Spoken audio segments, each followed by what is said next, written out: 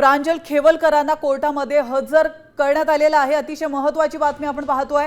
इतर 6 जणांनाही कोर्टामध्ये नेण्यात आलंय आणि नेतानाची ही दृश्य पुणे जिल्हा न्यायालयामध्ये त्यांना हजर केलं जात आहे। आपण पाहू शकतो या क्षणाची अतिशय महत्त्वाची बातमी। रेव पार्टी दरम्यान एकनाथ खडसे यांचे जावई प्रांजल खेवलकर यांना अटक केली होती आणि त्यानंतर त्यांना तात्काळ कोर्टामध्ये हजर करण्यात आलं। याविषयी अधिक माहिती देण्यासाठी आपले प्रतिनिधी अक्षय बडवे थेट आपल्यासोबत जोडले गेले आहेत। अक्षय, आपण पाहतोय रेव पार्टी प्रकरणी महत्त्वाची अपडेट। प्रांजल खेवलकर आणि इतरांना कोर्टामध्ये हजर करण्यात आलंय। काय आता सध्या सुरू आहे त्या ठिकाणी?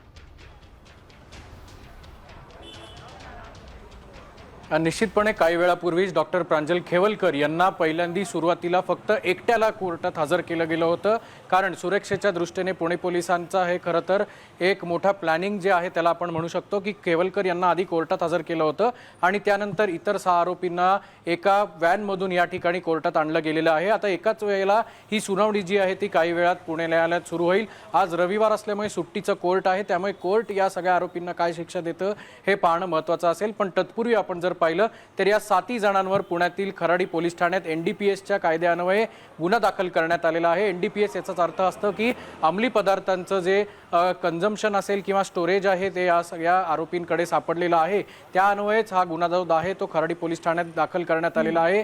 आपल्याला जर माहिती असेल तर या 7 आरोपींच्या जवळ एकूण धन्यवाद अक्षय, तुम्ही दिलेल्या महत्त्वपूर्ण माहितीबद्दल। आपण पाहतोय पुण्यातील रेव पार्टी प्रकरणी प्रांजल खेवलकरांसह इतर 6 लोकांना आता कोर्टामध्ये हजर करण्यात आलं।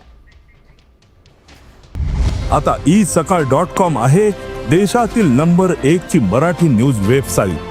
प्रत्येक अपडेटसाठी isakal.com ला नक्की भेट द्या।